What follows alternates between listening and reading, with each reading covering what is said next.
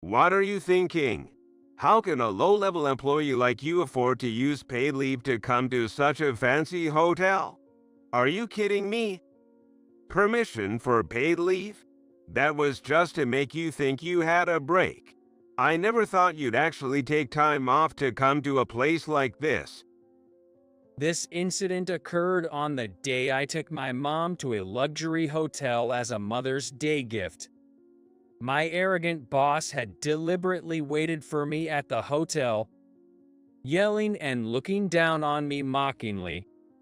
But he was unaware of something crucial.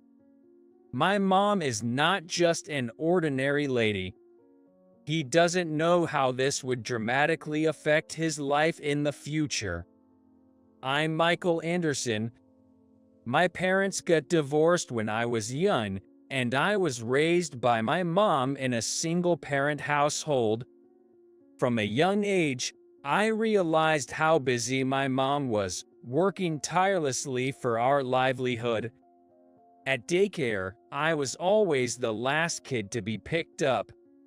Hey, teacher, where's my mom? Isn't she here yet? Just a bit longer. Want to play with the blocks? What do you say? But all my friends have already gone home. Then let's build a big car with the blocks together. The daycare teachers probably felt sorry for me, always waiting late into the night for my mom. They always suggested fun activities to keep me entertained. Even after I started elementary school, not much changed. Unlike the daycare, which kept kids until 7 p.m., the after-school program was fee-based and could only be extended until 6 p.m. If my mom was late, I would walk home alone in the dark. Sometimes, my friends' parents would get worried and drop me off at home.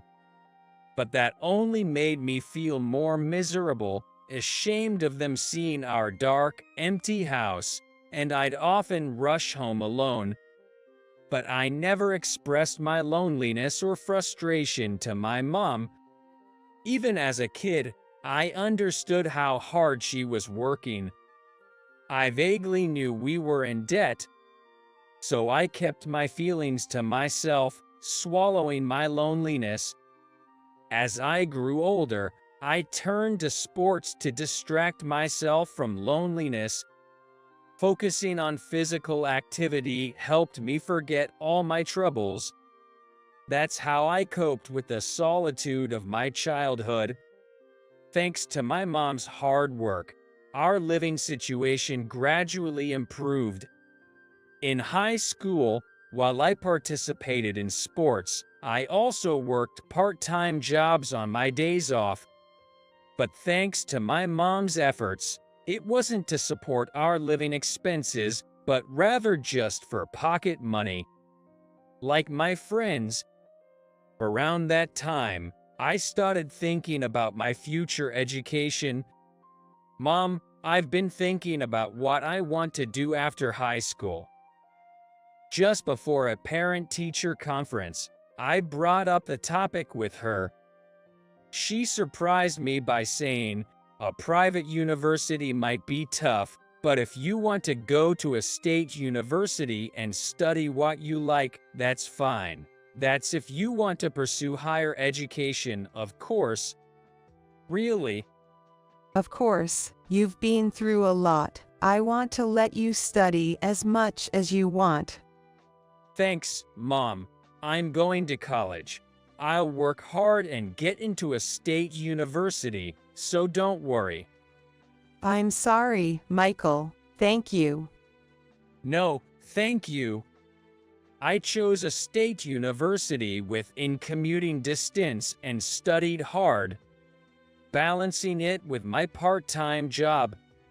During the parent-teacher conference, my homeroom teacher assured me, "If you keep up your current grades, you can definitely aim for it." With this endorsement, I confidently faced the entrance exams. My efforts paid off, and I was accepted into a state university. As a college student, I didn't slack off in my studies, balancing them with increased work hours. I was determined to make the most of the opportunity my mom had given me.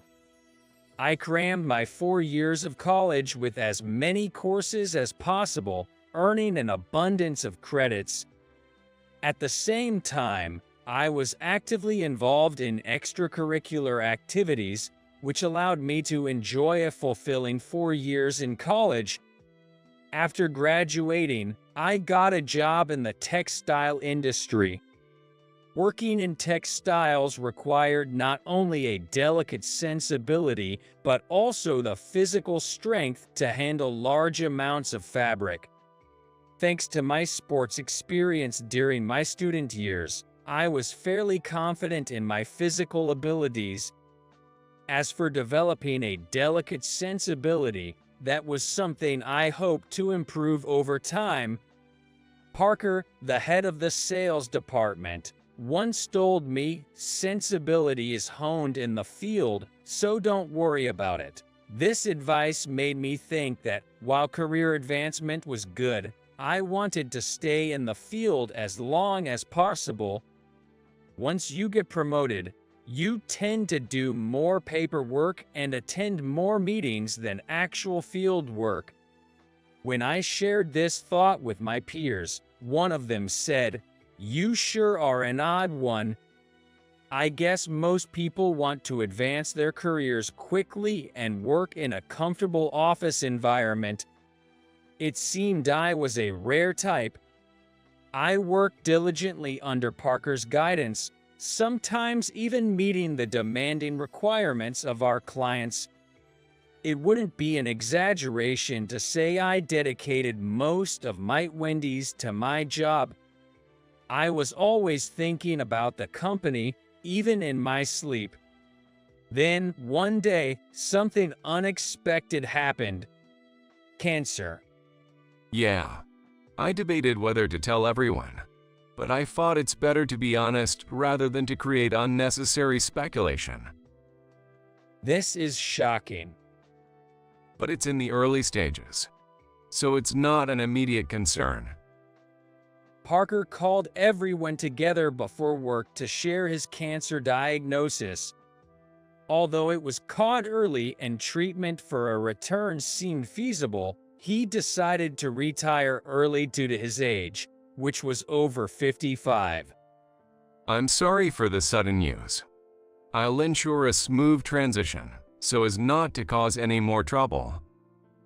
But are you sure you're okay? Can you be cured? I can say for sure, there are no absolutes in medicine. But since it's early, the chances of recovery are high.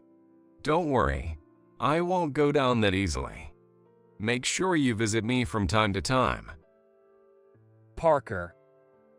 Overwhelmed, I couldn't help but cry, and Parker gently patted my back in comfort. Due to his illness, he did a brief handover and left the office a few days later. His replacement was Smith. All right, everyone. I'm your new boss from today. I expect everyone to work hard. No more lax work like before. Be prepared.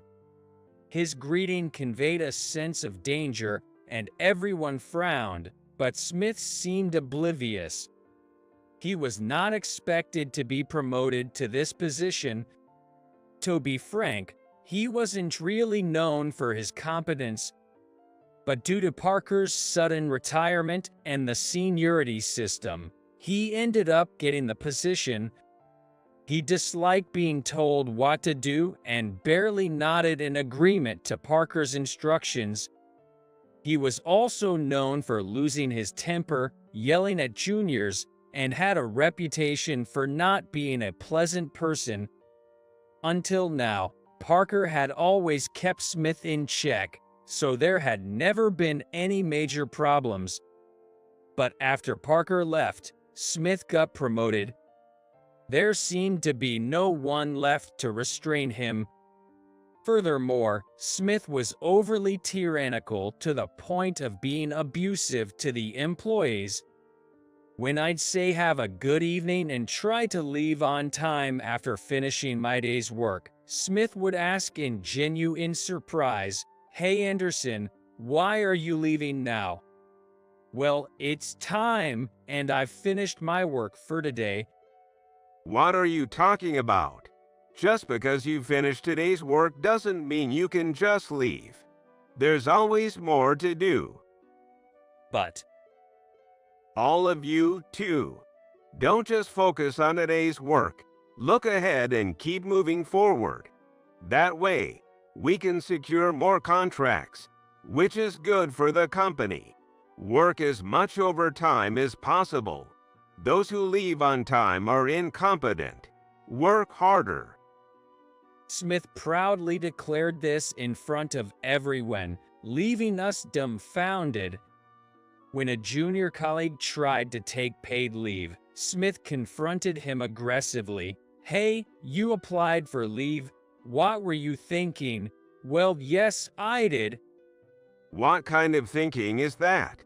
Everyone else is working hard, and you think you can just take leave? Nonsense. If you have time to spare, work. Well, I have a family event that day. I've taken leave before without any issues. I don't care. I'm the boss now. Forget how things were done before. No more taking leave. His overly tyrannical behavior confused everyone in the department. At one point, he imposed a senseless punishment. Who comes in at the last minute like that? As a penalty, come in an hour early from tomorrow and clean the office. Another time, he announced, "We've hit this month's target, but it's not enough. Tomorrow is Saturday, but we'll have a meeting, so everyone must attend as usual." We all voiced our concerns, but Smith didn't care. It seemed he had been frustrated about not getting a position until now. After he finally got promoted to be a manager, he lashed out his pent-up frustrations on his subordinates. Hey Anderson, how are you doing? "Good evening, sir. Just the usual, I guess." That's good. But you know, being in your 30s and still just a junior employee, aren't you a bit too incompetent? "What?" That's the lowest of the low. If you're still there at your age, it says a lot about your future, doesn't it? It's only a matter of time before the newbies overtake you. "Well, Anyway, just make sure you don't get overtaken by the newcomers. And of course, I expect you to work overtime today as well." With a pat on my shoulder, Smith walked away, leaving me with nothing to do but sigh. A few months after Smith's arrival, one day happened to be close to Mother's Day. So I'm thinking of splurging on a Mother's Day gift. That's nice. It's your first Mother's Day since you started working, isn't it? Yes, so I'm thinking of giving a short trip or something as a gift, even if it's somewhere nearby. Wow, that's wonderful. Your mom will be so happy. But then I'd have to do the same for Father's Day, right? I'm thinking about where to go. They both love spa resorts, so maybe that would be nice. Overhearing this conversation between a new female employee and a third-year female employee, I glanced at the calendar. Right, Mother's Day was coming up. Every year I take my mom out to dinner, but maybe this time I should splurge on a night at a luxury hotel. With that in mind, I hurriedly took action. I searched on my phone during lunch and made an early reservation. Immediately after returning to the office, I applied for paid leave using the internal company form. Although I wanted my mom to relax, it was clear she wouldn't go alone if I just told her to. Well, staying overnight with a parent at this age might feel a bit embarrassing, but it should be fine once in a while. However, applying for paid leaves, which used to be routine under Parker, had become impossible since Smith took over. I wondered what he would say this time, but staying in this situation would only increase dissatisfaction among my colleagues. Therefore, I decided to boldly apply for leave on a weekday. The days leading up to the trip were relatively calm. I was sure I would be reprimanded for requesting time off. I even prepared myself to be scolded in front of everyone. But surprisingly, nothing was said. Even more astonishing, my application was approved the next day. Anderson, you seem to be doing well lately. Did anything good happen? I guess it's just the usual. Good. Keep it up, just as usual. His overly cheerful mood was almost scary. But if things continued this peacefully, I couldn't ask for more. Yet, I couldn't shake the feeling that it was calm before the storm. Then came the day of the trip. I enjoyed sightseeing around the hotel area with my mom in the morning and headed to the hotel in time for check-in. Wow, can we really stay at a place like this? Yay, I'll check us in now. Just wait here. Thank you. While my mom excitedly explored the hotel's grandeur, I headed to the reception to check in. However, I stopped in my tracks when I saw someone who shouldn't have been there. Smith. My feet were frozen as I saw Smith hurrying over to me. Hey, Anderson. Why are you here, Smith? What do you mean, why? How can a lowly employee like you use paid leave to come to such a luxury hotel? Are you kidding me? After he started to berate me, he grabbed my collar as if he was furious. Confused, I managed to reply, but you approved my leave request. Indeed, my leave for that day had been approved by Smith. Why, then, was I being yelled at like that, at the hotel of all places? That was just to lead you on. I never thought you'd actually take time off to come to a place like this. Lead me on. I'm sorry, I don't understand what you mean. What? Are you messing with me? Ha, I'd love to see the face of the parent who raised such an incompetent person who doesn't even understand their own position. What? Their face, the face. I want to see the face of the parent who raised such an incompetent person like you. Smith, seemingly pleased with himself, continued, "You're just a permanent junior employee, never doing any unpaid overtime and showing no desire for promotion. What's wrong with you? Don't you want to get ahead? If you do, you should be working overtime every day. Show some determination and grit. Otherwise, the higher-ups won't recognize you." Well, someone as incompetent as you probably won't understand what I'm saying, right? Sorry for talking about complex stuff, he ranted. Just as I was feeling the sting of my surroundings and thinking about how to handle this situation, Michael, my mother, having heard the commotion, walked over. Then, it suddenly clicked for me. I turned back to Smith. Smith. What? My parent is right here. Saying this, I stepped aside to reveal my mother, causing Smith to freeze in place. Why? How? Well, hello there. I believe this is the first time we've met within the company, isn't it? Why? Why is the chairwoman here? You mean parent. What does this mean? Oh, you knew about me. I thought I was hardly known within the company, since I rarely make an appearance. Well, of course. How could I not know the face of the chairwoman? It's impossible not to. Well, that's flattering. Yes, my mother is the chairwoman of our company.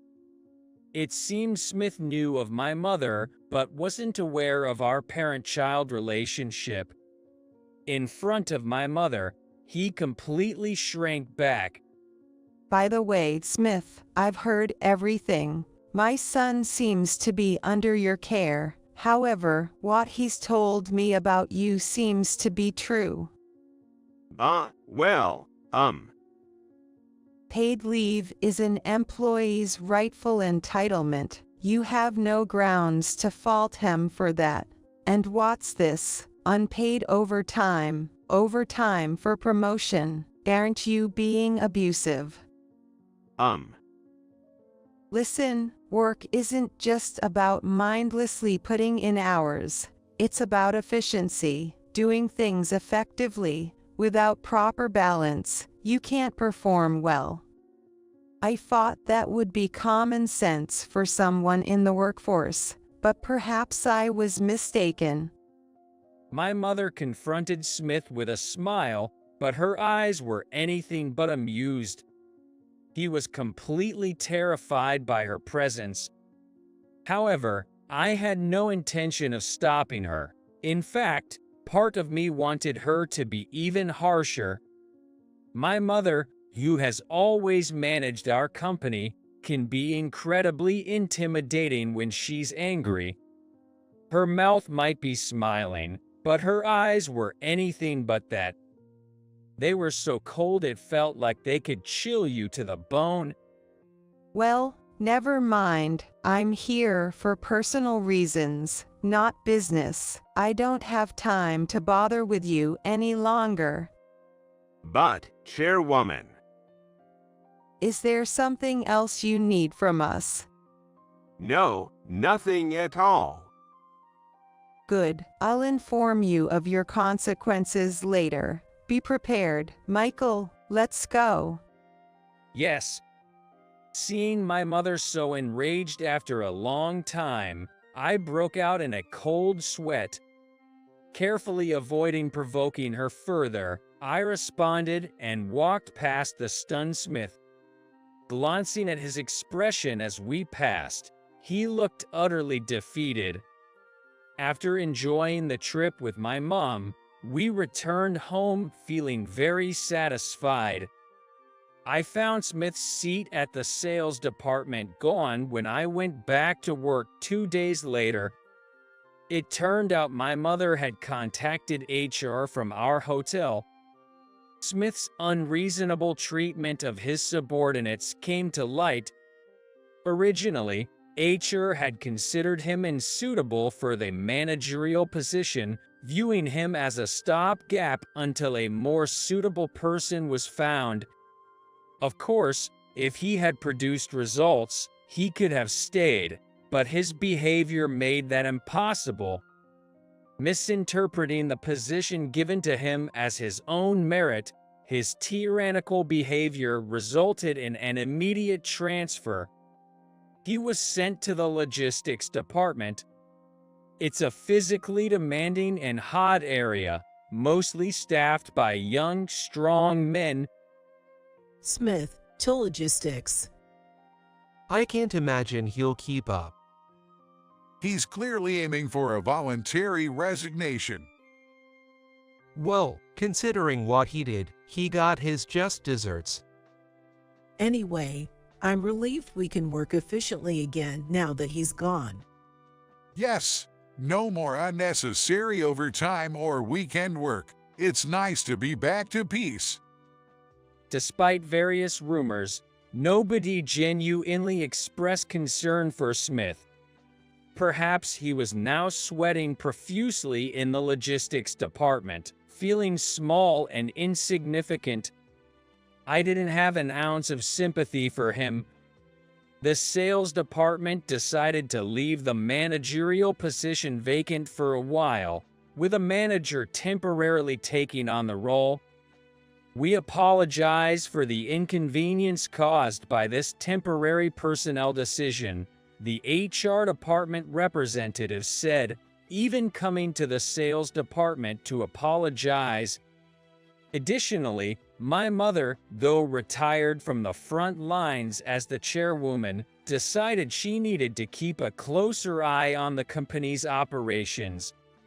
The current CEO, who had been my mother's competent right-hand man for many years, also sent an apology letter after hearing from her. In the sales department, we were just glad to have our peaceful work environment back, so much so that we were almost embarrassed by the apologies from various departments. Smith quit the company shortly after his transfer to logistics. Whether it was a move aimed at inducing his resignation, I don't know. But working under younger employees, along with the physical demands, were likely too much for him. He was really put through the ringer there. He was a man who hated being told what to do, after all. He wasn't going to last, was he? These rumors faded within a week. Later, I was called to the reception room by my mother. Michael, sorry for calling you in so suddenly. No, it's okay. But what's up? Is there something else? No, it's not that. I just think it's time for you to accept a promotion. A promotion. Yes, I'm truly grateful that you joined our company. I know you've continued to work on site, following former manager Parker's advice. I understand you have your ambitions and are dedicated to your goals, working with pride in your current role. I get all that. But why the sudden promotion talk? It's not sudden. I've been thinking about it for a while. And it's not just me. The CEO and the HR department agree. What? That was a shocking revelation for me. Since you joined the company, we've never really talked about this, so let me say it now. I'd like you to work towards becoming the next CEO. I've always thought about taking over the company one day.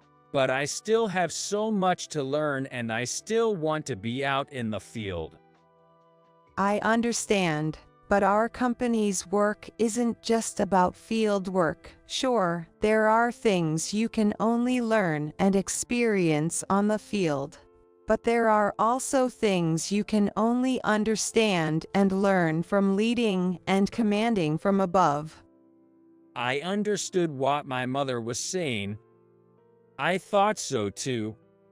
When I first joined, I was fully intent on eventually taking over as the CEO. However, after working for 10 years in the textile industry, I started to doubt if I was up to such a big role. I asked my mother for some time to think and called former manager Parker during the weekend. He had successfully undergone surgery and was then living a peaceful retirement. I haven't been in touch for a while. It's been a long time, indeed. I consulted Parker about the offer and my feelings. Honestly, I'm more anxious right now. I'm worried that standing at the top with such a mindset will only make everyone uneasy. Parker calmly asked, "Do you have time now? It's your day off, right?" "Yes." Then bring the highest quality textile sample you have to my house. I rushed to get the best sample I was handling and went to Parker's house. When I showed him the sample, he smiled and said, "You've really come to understand, haven't you?" Your experience in the field is evident. I think you'll be fine. His words resonated with me. I felt recognized for the first time, and it was overwhelming. Thank you. I truly thank you. That gratitude gradually turned into confidence. Encouraged by Parker, I decided to accept my mother's wishes. I was anxious about what everyone would think of an inexperienced person like me getting promoted, but when I was actually promoted to manager, everyone was happier than I was. Anderson, congratulations. I'm as happy as if it were my own promotion. It's about time. I always wondered why you weren't in a managerial position until now. Congratulations. Everyone, thank you. I might not know much beyond field work and might cause some trouble. No trouble at all. We all know how much you contribute to the company. Don't worry, we'll support you wherever we can. Thank you, really, thank you. The sound of applause was heartwarming. With my promotion to become a manager, the former manager was promoted to become a director. The sales department was again united, ready to move forward together. As a manager, I started taking a more active role in training and guiding the team. Although I've been asked by my younger colleagues to teach them, I was mostly out on the field and not often in the office. Especially, the new female employee whom I splurged on for Mother's Day seemed to have a lot of questions for me. I hadn't been able to teach much before, but now, I decided to share my knowledge and sales expertise with my juniors.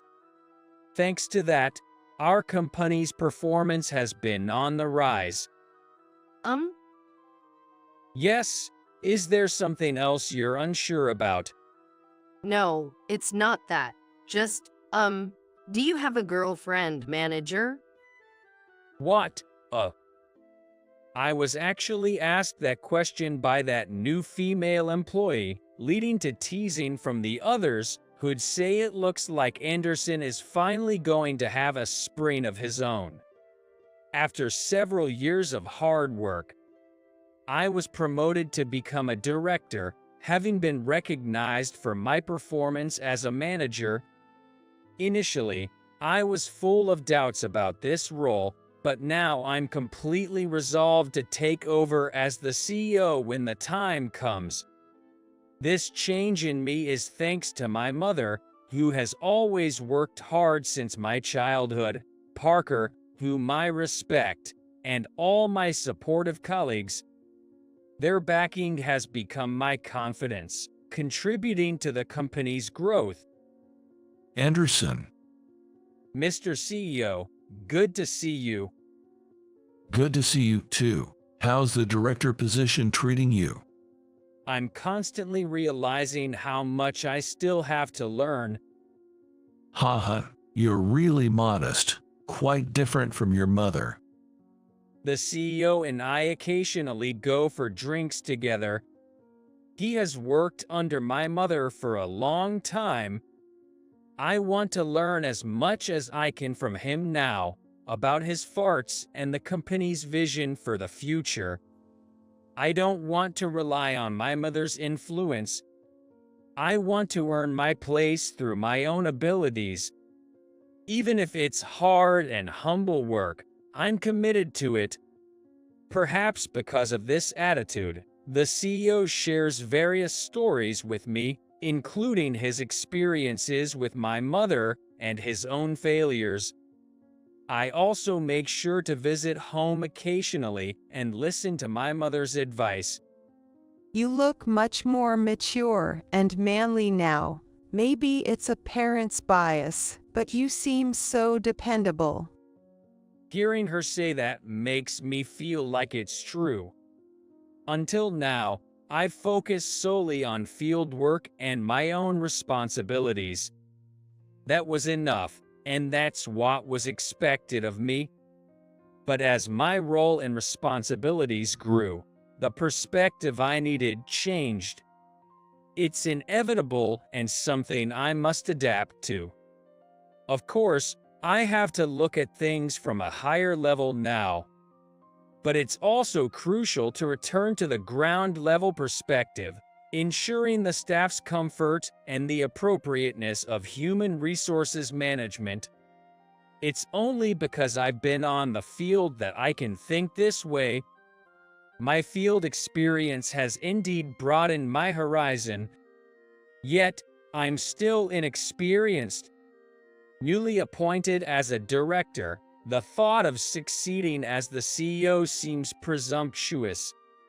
But for those who believe in me and follow me, I want to become confident and capable of that role as soon as possible. I still have much to learn from my mother, Parker, the CEO, and everyone else. I'll keep my feet on the ground and work to become a CEO who won't be ashamed of his roots. That's what I'm thinking now.